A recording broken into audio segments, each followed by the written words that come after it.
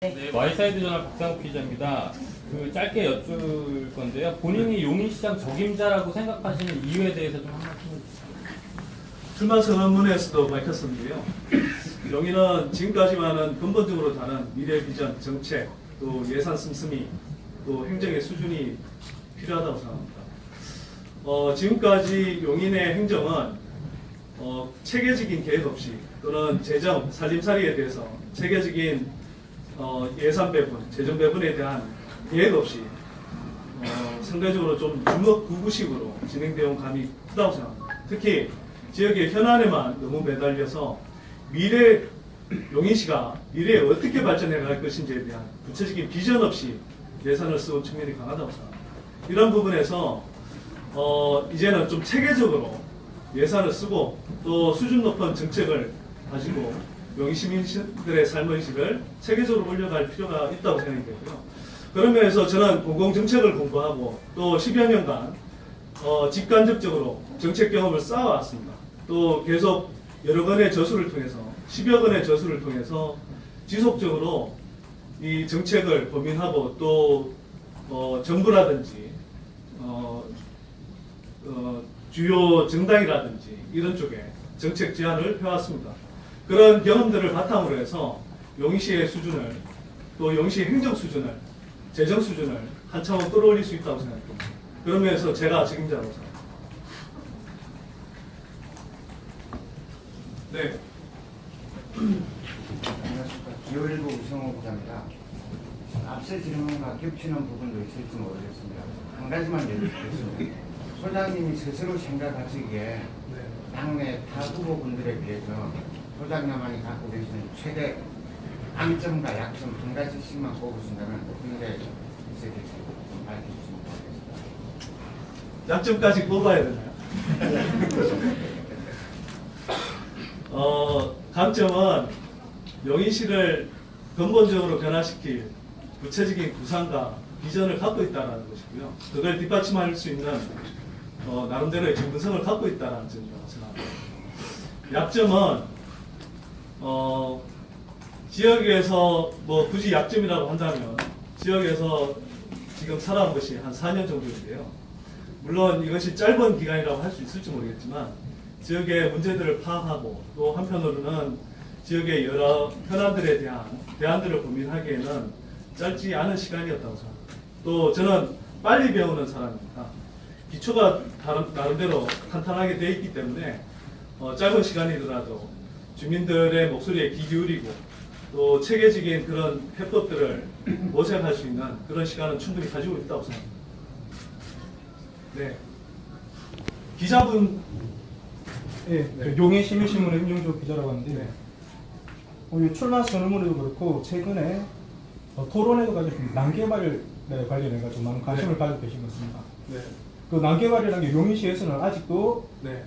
여전히 개발이 필요하다는 요구하는 네. 분이 계실 분도 계시고 네. 반대로 이제는 더 이상 안 된다 견제를 하시는 분이 계신데 네. 시장님 되신다면 이걸 좀 어떤 대책을 가지고 하셔야 될 것 같은데 네. 지금 현재로 봐서는 난개발에 대해서 되게 부정적인 개발에 대해서 다소 이렇게 부정적인 뉘앙스가 느껴지는데요. 네.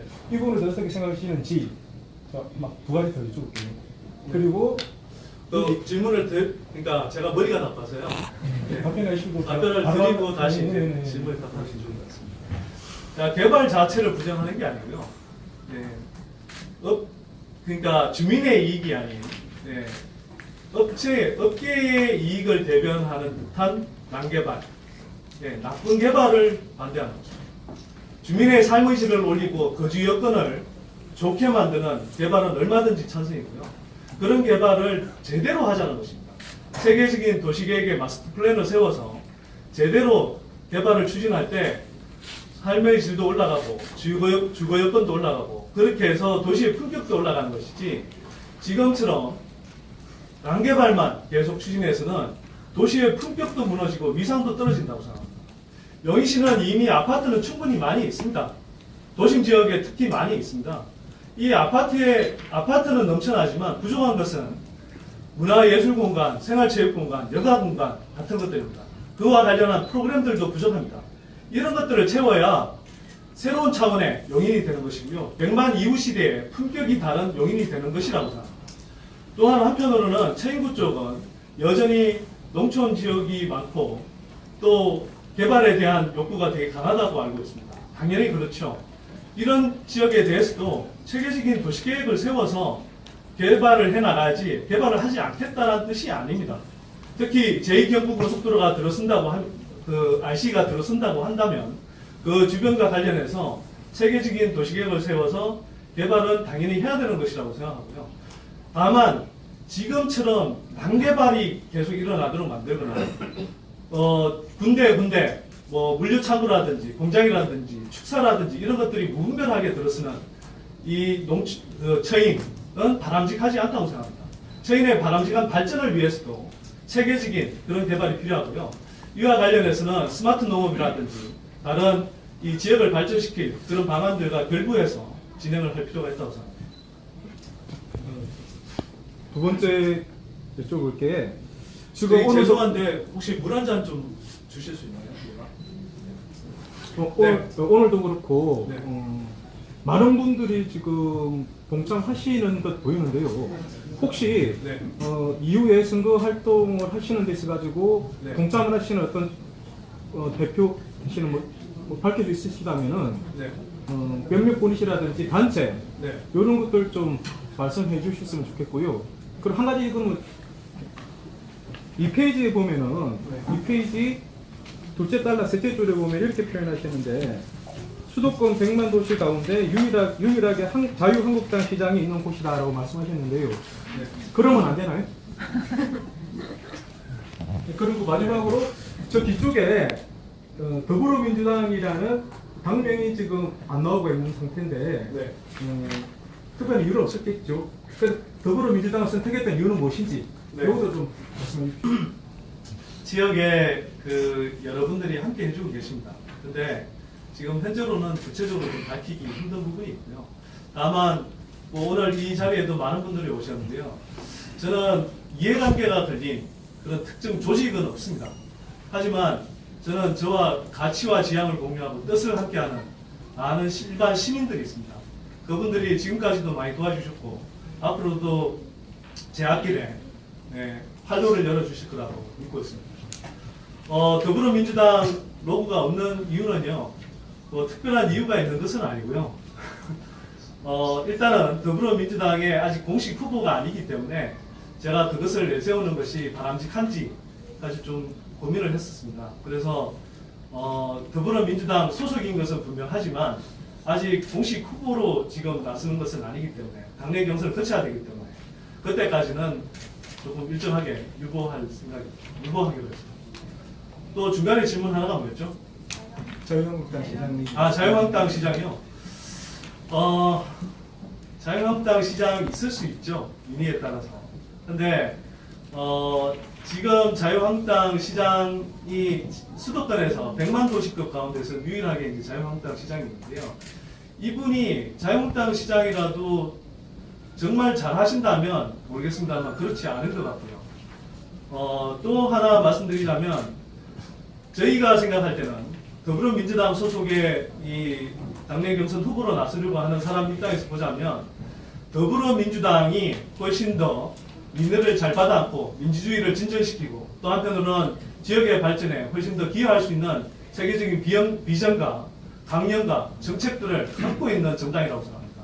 그 정당이 수도권에서 이 100만 도시 가운데 유일하게 지금 야당이 잡고 있는 이 도시를 여당으로 바꾸겠다는 것은 너무나 당연한 의지의 표현인 것 같고요. 다만 더불어민주당 후보로 바꾼다 하더라도 그냥 바꾸는 것이 아니라 용인 시민들의 삶의 질을 근본적으로 개선하고 또 한편으로는 정말 더불어민주당 후보다운 그런 후보가 이 시장이 돼야 된다고 생각하는데요. 저는 2003년 노무현 대통령 시절부터 열린우리당이 출범할 때부터 열린우리당 당적을 갖고 있었습니다. 그때 이후로 여러 가지 활동을 해왔음에도 불구하고 또 한편으로는 외부 전문가로서 일정하게 비판적 정치권에 또는 정부에 대해서 비판적 거리를 유지했어야 했던 측면이 있음에도 불구하고 일관되게 지속적으로 민주당 후보로서 민주당의 정체성을 지니고 있었다고 생각합니다. 그러했기에 지난 총선에서 질문을 하시니까 제가 굳이 밝히겠는데요. 지난 총선 때 민주당에서 세 차례 영입 제안을 받았었습니다. 그것만 보더라도 제가 민주당부터가 저를 민주당 클론 후보로 인식하고 있다는 것을 알 수 있다고 생각합니다. 네. 아까 뭐 어떤 걸 하려고 하시는지 모르는데 말씀하신 거는 이제 잘 들었는데요. 그중에 궁금한 게 하나 있거든요. 질문드리겠습니다. 세금을 제대로 걷어가지고 제대로 쓰시겠다면서 이제 하나의 방향으로서 이제 개별 공시지가를 현실화해서 제대로 걷겠다 뭐 이런 말씀을 하셨는데 네. 그런 부분이 이제 지자체에서 현실적으로 가능한 정책인지 네. 그 부분을 좀 듣고 싶습니다. 그래서 구체적으로 어떻게 하시겠다는 것인지. 재산세를 부과하는 권한은 개별 지자체, 기초지자체에 있습니다. 근데 이제 제가 이 제안을 드린 이유는 뭐냐면요. 최근에 사실은 특정 이름만 대도 알 수 있는 특정 대기업이 용인시에 갖고 있는 토지들을 거의 전수조사했습니다. 그리고 개별 공시지가가 어떻게 매겨지고 있는지 확인했습니다. 개별 공시지가의 수준은 실거래 사례가 있는 것들하고 비교를 하면 대략 한 30% 수준이었고요, 시가에. 이것은 우리가 보통 지역에서 용인시 주민들이 아파트를 비롯한 공동주택에 매겨지는 그러니까 시세와의 시세 반영률과 비교하면 시세 반영률이 아파트의 경우는 한 70에서 80% 정도 되는데요. 이게 30% 정도라면 지나치게 낮은 것이죠. 그래서 특히나 웬일인지 무슨 일인지 정확하게 모르겠습니다만 아직 지난 지방선거 이후 2015년부터 새로 이제 이 토지 개별 공시지가가 적용되기 시작했는데요. 그러니까 적용되기 시작한 흐름을 보면 이상하게 그 이전에 공시지가가 높다가 떨어진 토지가 되게 많습니다. 특히 그 특정 기업이 운영하는 대규모 놀이공원 안에 임야에 해당하는 부분, 임야에 해당하는 그 어떤 개별 필지의 경우에는 8만 원, 2014년에 8만 원 정도 하던 평당 8만 원 정도 하던 개별 공시지가가 3만 원 이하로 떨어지는 사례까지 있습니다. 이것은 구체적으로 왜 이런 현실이 벌어지고 있는 것인지 따져봐야 하겠지만 제가 보기에는 이 현실을 제대로 반영하고 있지 못하다는 생각이 들고요. 이런 개별 공시지가에 대해서는 딴 게 아니라 일반 주민들이 내는 세금, 일반 서민들이 내는 세금 수준으로 점진적으로 맞춰가는 게 맞다고 생각하고요.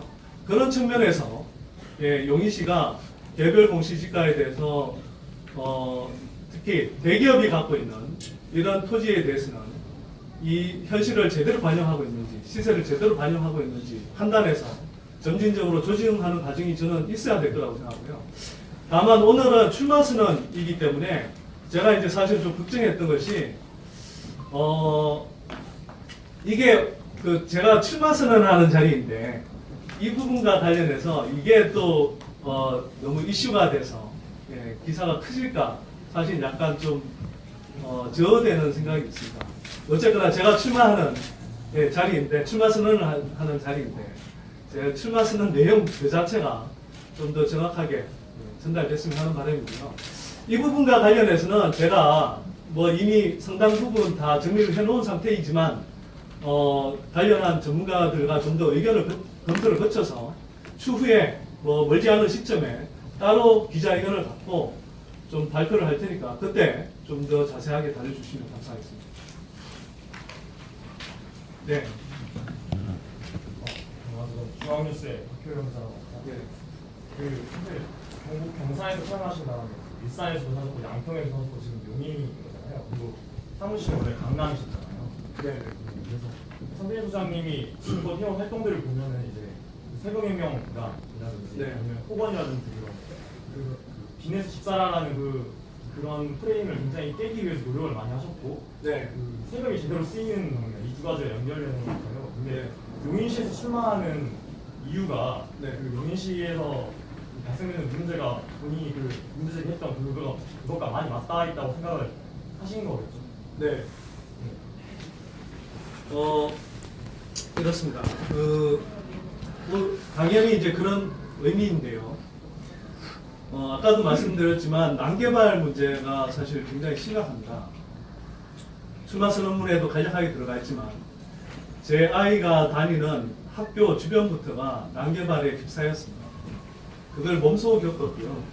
근데 그 난개발이 저희 아이가 다니는 학교 주변에서만 일어나는 게 아니더라고요. 출마 선언문에도 포함하고 있지만 지곡동의 경우에는 콘크리트 혼화지 연구시설이 산등성이를 깎아가면서까지 들어서고 있고요. 또 뭐 법화산 쪽이라든지 또 한일 아파트 쪽이라든지 굉장히 많은 지역에서 지금 난개발이 곳곳에서 진행되고 있습니다. 지금 용인시청 건너편에도 산을 깎아서 진행되는 그런 난개발 사업이 벌어지고 있습니다. 몇 년 전에 경사도 조례가 대폭 완화된 것은 여러분들도 잘 알고 계실 겁니다. 박근혜 정부 이후로 개발 규제들이 대폭 완화되면서 용인의 아름다운 수려한 자연경관들이 엄청나게 훼손되고 있고요. 그 과정에서 도로시설이라든지 교통시설, 또 학교라든지 각종 편의시설이 제대로 확보되지 않은 채로 업자들의 개발 부담만 낮춰주는 그런 식의 개발이 지금 진행되고 있습니다. 그런 부분들을 저는 해소해야 된다고 생각하고요.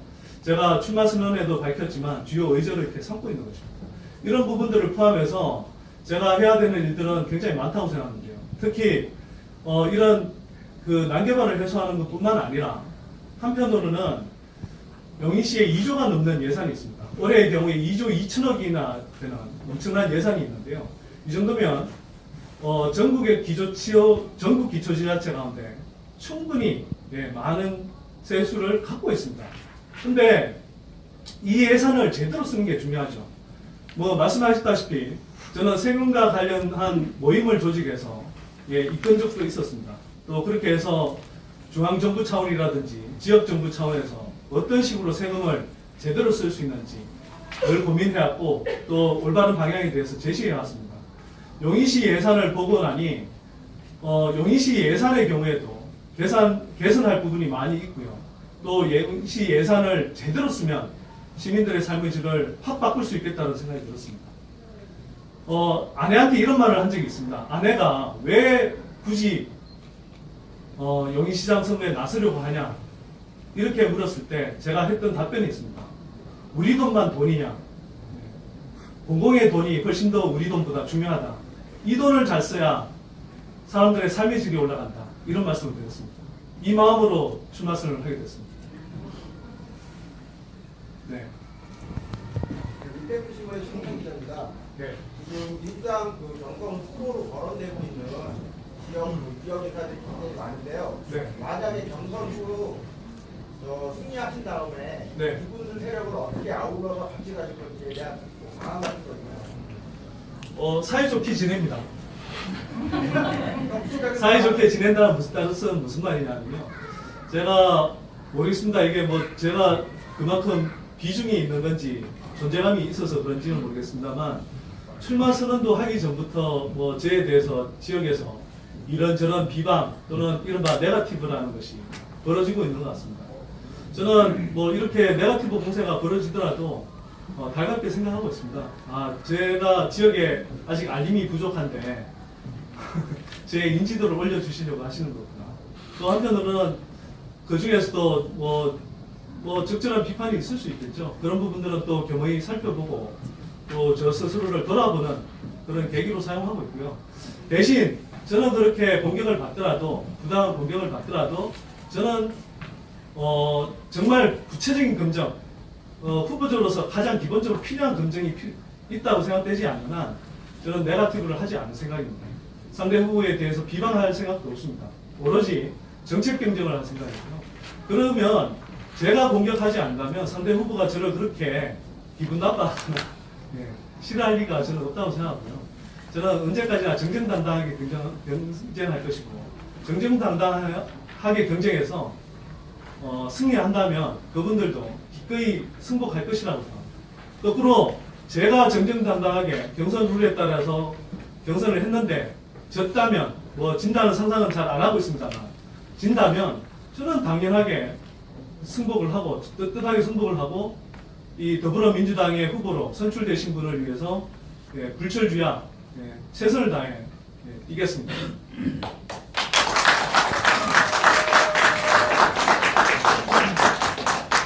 리버럴 미디어 공소리 기자입니다. 네. 우선 지금 방금 말씀하신 네거티브 네. 안 하시겠다고 했는데 네. 아까 다시 거론됐었지만 네. 지금 유일하게 자유한국당 시장이 있는 곳이라고 여기 네. 기자회견문에 써놨잖아요. 이건 네거티브랑 조금 다른 내용일까요? 그건 네거티브라기보다는 더불어민주당 후보로 나온다면 누구나 밝힐 수밖에 없는 정치의 의지의 표현이겠죠. 더불어민주당 후보로 나오면서 자유한국당 후보를 그대로 용인하겠다라고 할 사람이 누가 있겠습니까? 용인이지만 예 알겠습니다. 그리고 또 질문할 게 있었는데요. 네. 지금 이미 난개발에 대해서 이제 많이 강조가 되다 보니까 네. 난개발이 이미 이루어진 상황이고 뭐 네. 좋은 개발이든 나쁜 개발이든 그런 것들을 어쨌든 개선을 해야 되는 거잖아요. 네. 개발을 뭐 막겠다라는 게 네. 아니라고 하시니 그러면 그 개선책에 대한 좀 더 체계적인 답변은 여기에는 없는 것 같아서 네. 좀 여쭙고 싶습니다.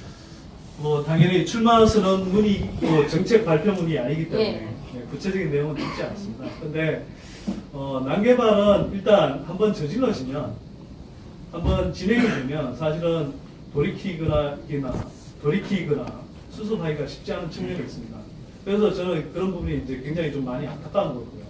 이미 많이 진행이 됐기 때문에. 자, 그럼에도 불구하고 난개발이 심각하게 진행된 그런 지역들의 경우에 구체적으로 해법들을 모색해 볼 수 있다고 생각합니다. 예를 들면 뭐 지곡동의 경우라든지 또는 뭐 한일 아파트라든지 이런 지역들 제가 현장을 보고 왔는데요. 또는 뭐 지금 동천동도 일정하게 이제 진행이 됐지만 보완할 수 있는 부분들은 있다고 생각합니다. 제가 뭐 그 부분에 대해서 이제 구체적으로 다 설명을 드리긴 개별적인 부분을 설명드리면 좀 민감한 내용이 될 수 있기 때문에 그 부분은 조금 뒤로 미루도록 하고요. 제가 이제 원칙적으로만 말씀을 드리면 이미 난개발이 이루어진 부분에 대해서도 예를 들어서 지금 비어있는 그 기반시설, 예를 들어서 도로라든지 이런 것들이 충분히 하지 않다면 추후에라도 점진적으로 예산을 마련해서 그리고 충분한 타당성 검토를 거쳐서 이 도로 사업이 진행될 수 있도록 하겠고요. 또 지금 용인시 곳곳에 5년, 10년이 지나도록 도로를 건설하겠다고 약속해놓고도 그래서 주민 불편을 해소하겠다고 해놓고도 해소하지 못하고 있는 그런 지역들이 있습니다. 그런 지역들은 용인시가 약속을 이행한다는 측면에서 최대한 서둘러서 그 지역부터 도로를 놓을 수 있도록 하겠고요. 또 한편으로는 지금 난개발이 진행된 지역 이외에 그러니까 예정돼 있지만 그리고 예정대로 진행이 된다면 굉장히 심각한 문제가 벌어질 수 있는 이런 그러니까 난개발 예상 지역들에 대해서 제동을 거는 작업이 굉장히 중요하다고 생각합니다. 특히 경찰대 부지의 경우에는 아직 본격적으로 사업이 진행되지 않았는데요. LH공사가 그 사업을 진전시키기 전에 용인 시민들의 뜻을 모아서 그 지역 전체를 아파트로 채우는 것이 아니라 용인을 대표하는 시민공원 그리고 문화예술공간 또 여가공간 또 스타트업 캠퍼스 이런 공간들로 채워간다면 용인의 미래를 바꿀 수 있다고 생각합니다. 한번 생각해 보십시오. 35만 평 그 노른자의 땅에 또다시 그냥 아파트를 채워서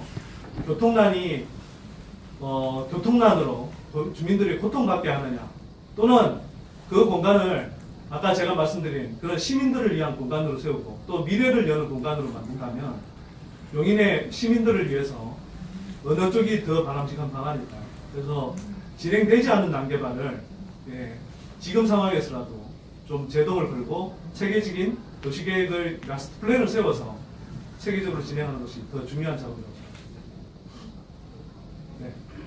네, 경기방송 문정진 기자입니다. 네. 민주당 내에서 용인시장 출마를 공식적으로 처음으로 이제 선언하셨는데요. 네. 여러 후보군들이 있잖아요. 네. 가장 강력한 경쟁자는 누구라고 생각하십니까? 그리고 그 이유는 뭐예요? 저는 제가 제일 강력하다고 생각합니다. 한 명만 뽑아주신다면? 뭐 다들 훌륭하신 분이고요. 네, 또 훌륭하신 분들이기 때문에 그 나름의 장점들이 있는 것 같습니다. 네, 뭐 특정한 분을 거론하진 않겠지만 뭐 연세가 있으셔서 경륜도 풍부하시고 또 뭐 국회 의정 활동도 하셨던 분이기 때문에 그런 분의 경우에는 또 경륜이 있고 하기 때문에 또 용인 시민들이 충분히 또 선택할 수 있는 분 중에 한 분이라고 생각하고요.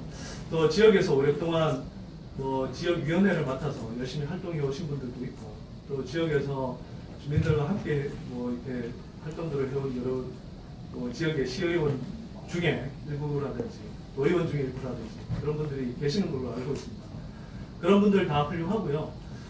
저는 그런 분들을 폄하하지 않고 그런 분들하고 아까도 말씀드렸듯이 선의의 정정당당한 경쟁을 펼쳐서 그럼에도 불구하고 그 좋은 후보들 중에서 제가 더 좋은 후보인 것을 시민들한테 알려서 또 선택받을 수 있도록 그렇게 하겠습니다. 네, 다른 질문이 있으시나요? 예. 네. 리버럴 미디어 공소리인데 다시 질문드린 다른 질문인데요. 여기서 잠자는 도시라는 게 네. 인상 깊어서 질문을 네. 드리는데 아무래도 요즘 경제 상황에서 일자리 문제 얘기가 안 나올 수 없는데 이 부분의 정책도 뭐 네. 특별하게 세울 의향이 있으신지 어떤 그럼 도대체 잠자는 도시가 아닐 수 있는 방법이 무엇인지 또 궁금하네요. 용인은 전국 지자체 가운데 인구당 일자리 수가 꼴찌 수준일 정도로 잠만 자는 도시 중에서도 너무 그 특성이 강합니다. 이건 아까도 말씀드렸지만 아파트 일변도로 너무 개발을 많이 해와서 그런 측면이 있는 것 같고요. 이제는 아파트 외에도 새로운 산업을 키울 필요가 있다고 생각합니다. 신산업을 키워야 되고요. 신산업은 이미 판교 같은 데서 IT밸리 이런 식으로 이제 선점을 했기 때문에 IT라든지 이런 쪽으로 특화하기에는 일정한 한계가 있다고 생각합니다. 저는 용인에 그 드넓은 농촌이 있기 때문에 농생명 바이오를 중심으로 해서 또 신재생, 태양광을 중심으로 한 신재생 에너지. 신재생 에너지는 이 넓은 면적이 있어야 되고요. 또 한편으로는 아파트, 이게 산업이 아니더라도 아파트 베란다 곳곳에 태양광 전지판을 달아서 사실은 이 태양광 발전을 할 수 있는 여러 여지들이 있습니다. 그런 것들을 지역에서 많이 활용할 수 있도록 할 예정이고요. 또 그와 관련해서 이 전기차 산업을 집중적으로 육성할 생각인데요. 이런 부분들은 인력이 없는 게 아닙니다. 제가 경지대라든지 지역의 여러 대학들을 이렇게 다녀봤는데요. 우수한 연구 인력들이 많이 있습니다. 그리고 이와 관련한 그런 연구들을 이미 진행하고 있습니다. 특히 바이오 분야와 관련해서는 한 교수님께서 뭐 국비를 10년에 걸쳐서 1,000억 넘게 이렇게 지원받을 정도로 이렇게 훌륭한 성과를 내고 있습니다만 용인시는 그걸 전혀 활용하지 못하고 있습니다. 그래서 이런 그 훌륭한 연구자들을 바탕으로 해서 이분들이 만들어낸 산학연 클러스터, 그러니까 우리가 산학연 클러스터라고 하면 산업을 먼저 앞세우는데 학다연을 중심으로 해서 여기에서 나오는 연구 개발의 성과물들을 바탕으로 해서 산업을 일으킬 수 있다고 생각합니다. 그 산업을 일으키면 또 한편으로는 젊은 인재들을 유치해서 이 젊은 인재들이 찾아 들어올 수 있는, 그리고 그 젊은 인재들이 만든 스타트업 캠퍼스들, 그러니까 스타트업 캠퍼스에서 그 젊은 인재들이 창업한 여러 가지 스타트업들이 향후에 계속 지속적으로 성장할 수 있도록 해서 일자리를 만들어내는 이런 방안들을 생각하고 있고요. 그뿐만 아니라 지금 용인에는 40대에서 50대 정도에 이르는 정년을 앞두고 있는 그런 중장년의 분들도 많이 있습니다. 이분들이 지금 그 한국의 경우에는 노후복지가 충분히 갖춰지지 않은 상태이기 때문에 이분들이 체계적으로 그냥 당장 뭐 퇴직을 몇 개월 앞두고 교육을 받는 게 아니라 체계적으로 교육을 받고 그렇게 해서 퇴직 이후에 제2의 직업 또는 제2의 창업을 할 수 있도록 그렇게 체계적인 뒷받침을 할 생각이고요. 각종 프로그램들을 지원할 생각입니다. 여기에 대해서는 예산을 아끼지 않을 것이고 또 제가 나름대로 전문가로서 활동하면서 쌓아온 다양한 그 인적 네트워크들을 통해서 전국에서 가장 뛰어난 그런 전문가분들을 용인시에서 초빙해서 그분들이 최고 수준의 그런 교육을 받고 또 대비를 할 수 있도록 그렇게 할 생각입니다. 시간이 많이 돼. 네. 그럼 마지막으로 짧은 질문만 네. 하겠습니다. 인터뷰를 봤는데 오늘 언급해 주셨듯이 민주당에서 총선에서 이제 출마 제안을 받았다고 했는데 이미 정치적으로 욕심이 있었다면 그때 출마하지 지금 이제 용인시장 후보 나가는 거는 그런 게 아니다. 그러니까 정치적 욕심이 있어서 그런 게 아니라 문제 해결을 위해서 용인시장의 권한이 필요하다고 하셨잖아요. 근데 그 뜻이 구체적으로 이해가 되는데 뭐 이재명 시장처럼 약간 여기서 뭔가 성공적으로 시정을 이끌어가지고 경기도지사로 갈 수도 있고 막 이런 측면도 있는 건데 그 의미에 대해서 구체적으로 좀 설명해 주세요. 저는 지금도 정치적 욕심이 있어서 시장 출마를 선언한 게 아닙니다. 시장 선거 출마를 선언한 게 아닙니다. 지역의 여러 문제들을 해결하려다 보니 이 문제를 해결할 수 있는 자원과 권한이 필요하고요. 그 권한이 시장한테 있기 때문에 그 권한을 갖기 위해서 시장 선거에 나서게 됐습니다. 그래서 제가 어떤 뭐 정치적으로 훗날을 도모한다든지 뭐 쉽게 말하면 제가 뭐 다음 스텝이 어디라든지 이런 생각을 전혀 하고 있지 않습니다. 네. 저희가 예상했던 것보다 관심을 많이 가져주셔서 질문 많이 해주셔서 감사드리고요. 시간 관계상 네. 4년 전에 용인에 오셨습니다. 뉴시스 이승호 의원인데요. 네네. 4년 전에 용인에 오셨으면 민선 6기 주범이랑 같이 용인에서 사신 분인데 현직 시장이 타당이긴 하지만 현직 시장의 뭐 정책 이어갈 거 그리고 또 단점은 지금까지 남겨발이 말씀 많이 하셨습니다. 이런 점은 민선 7기에도 만약에 당선이 되면 계속 이제 이어가겠다고 하는 점들이 좀 있을까요? 뭐 여러 가지 있을 수 있는데요.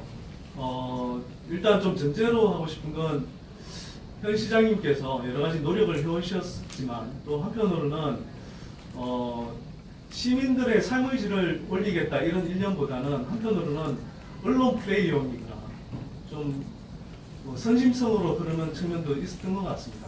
그 취지에도 불구하고. 그래서 예를 들면 무상급식을 확대한다든지 또는 뭐 교복을 지원한다든지 하는 부분에 관해서는 저는 일정하게 필요하다고 생각합니다만 그런 부분들이 지금까지는 잘 하지 않다가 그러니까 선거가 있는 올해에 들어와서야 복지 예산을 그것도 체계적으로 지역의 복지 수준을 끌어올리기 위한 체계적인 인프라와 프로그램들을 가동하는 것이 아니라 일회성 지원에 그치는 그런 복지 프로그램들을 대규모로 이렇게 가동하는 것은 저는 바람직하지 않다고 생각하고요. 저는 만약 저한테 기회가 주어진다면 지금 용인의 복지 수준은 상당히 좀 뒤떨어져 있는 편입니다.